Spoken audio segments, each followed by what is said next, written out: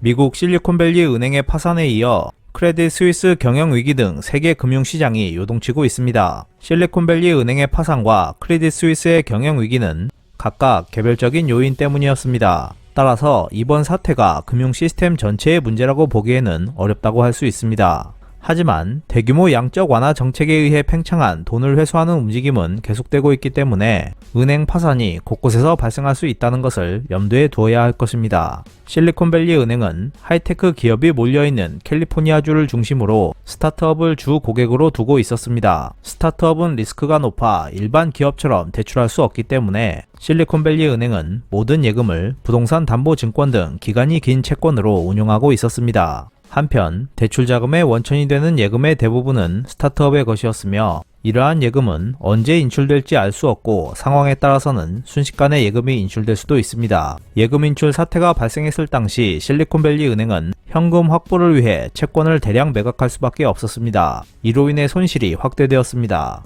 이는 실리콘밸리 은행만의 특이한 요인이지 금융 시스템 전체의 문제는 아니다고 할 수 있습니다. 크레딧 스위스 은행은 오래전부터 경영난에 시달리고 있었고 실리콘밸리 은행 파산을 계기로 다시 시장의 이목이 쏠렸을 뿐이었습니다. 실리콘밸리 은행의 파산이 직접적으로 유럽으로 확산되었다고 보기는 어렵고 크레딧 스위스 역시 개별 요인이라고 봐도 무방할 것입니다. 하지만 이 두 회사는 공통점이 있었습니다. 그것은 세계 각국이 실시해온 대규모 양적 완화 정책에 의한 과도한 돈의 공급과 그로부터 정상화라는 움직임의 영향을 받았다는 것입니다. 실리콘밸리 은행 같은 경우 금융 정상화를 목표로 한 가파른 금리 인상이 없었다면 채권 가격 하락의 영향을 이렇게까지 받지는 않았을 것입니다. 크레딧 스위스도 금리 인상이 각 자산 섹터의 시가총액을 크게 변동시켰고 이것이 관계자들의 불안 심리를 키운 측면이 있음을 부인할 수 없을 것입니다. 즉 일련의 경영위기는 대규모 완화책 이후 과거 유례 없는 금리 인상이라는 금융 정책의 영향이 크다고 할 수 있고 금융 시스템이 완전 정상화되기까지 오랜 기간에 걸쳐 앞으로도 비슷한 사례가 발생할 것임을 시사한다고 할 수 있습니다.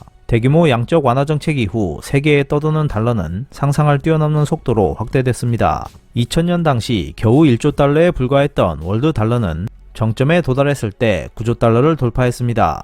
이는 실물 경제 성장을 크게 웃도는 수준이었습니다. 연준은 과잉 발행한 달러를 회수하기 시작했고 2022년 이후 1조 달러 이상을 시장에서 회수했습니다. 하지만 이는 아직 시작 단계이며 금융 시스템을 완전히 정상화하려면 더 많은 돈을 시장에서 회수할 필요가 있습니다. 일련의 금융 불안은 금리 인상이 원인으로 지목되고 있지만 정확히 말하면 과잉 발행한 달러 회수에 따른 영향이며 금리 인상은 그 수단일 뿐이라고 할 수 있습니다. 급격히 팽창한 달러를 정상으로 되돌리기까지는 상당한 시간이 걸릴 것으로 예상되며 그 사이 이번과 같은 금융 불안은 종종 발생할 수 있습니다. 리먼 사태와 같이 전 세계가 들썩이는 패닉 사태까지는 아니더라도 앞으로 장기간에 걸쳐 곳곳에서 유사한 금융 불안이 나타날 수 있습니다. 이번 은행 파산 사태가 가져올 가장 큰 리스크는 패닉과 같은 연쇄 파산이 아니라 인플레이션 우려라고 볼 수 있을 것입니다. 이번 사태로 연방준비제도 이사회가 금리 인상 속도를 낮추거나 동결할 것이라는 주장도 나오고 있습니다. 유럽 중앙은행은 금리를 0.5% 올리긴 했지만 비슷한 사례가 또다시 발생한다면 ECB 역시 금리 인상을 중단할 수밖에 없을 것입니다.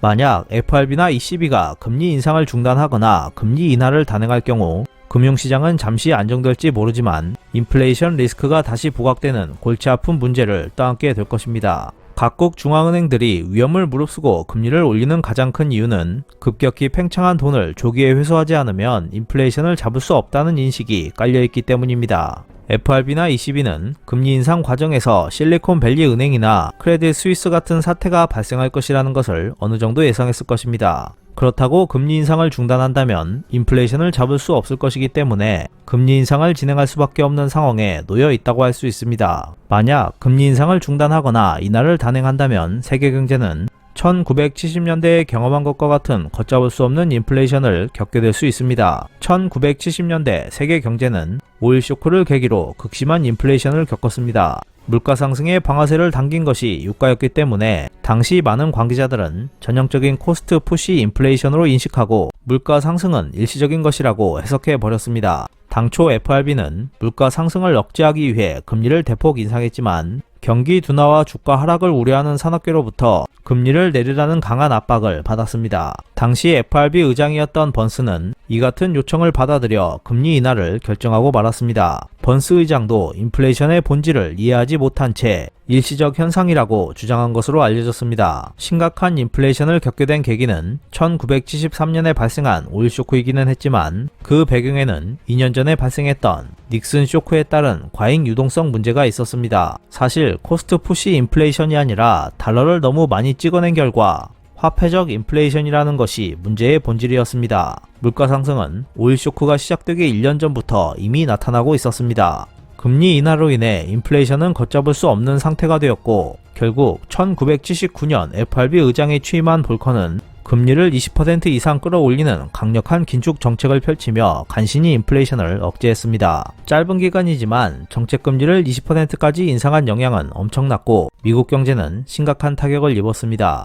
각국 중앙은행들이 우려하는 것은 바로 이런 시나리오로 금리 인상을 중단할 경우 70년대와 비슷한 인플레이션이 다시 일어날 위험을 떠안게 될 수 있습니다. 반면 금융위기가 계속 발생하면 시장의 불안 심리는 커질 것이고 금리 인하 요구 또한 커질 수밖에 없을 것입니다. 어느 쪽을 선택하든 가시밭길이어서 중앙은행으로서는 이보다 더 고민스러운 상황은 없을 것입니다. 전 세계에서 발생하고 있는 인플레이션의 배경은 분명하게도 돈을 너무나도 많이 찍어낸 결과였습니다. 지나치게 부풀어 오른 거품을 정상적인 상태로 되돌리기 위한 프로세스는 이제 막 시작되었습니다. 거품을 방치하면 걷잡을 수 없는 인플레이션이 될 가능성이 높기 때문에 연준이나 ECB는 경기 침체 우려에도 금리 인상을 단행하고 있습니다. 실리콘밸리 은행의 파산과 크레딧 스위스의 경영 불안은 앞으로 다가올 어려운 시대의 전조라고 봐도 무방할 것입니다. 금융시장은 항상 불확실성을 내재하고 있기 때문에 어떤 기업이든 갑작스런 위기에 처할 수 있습니다. 따라서 투자나 금융 결정을 내릴 때에는 항상 적극적으로 조사하고 가능한 리스크를 최소화하는 방향으로 대응해야 할 것으로 보입니다.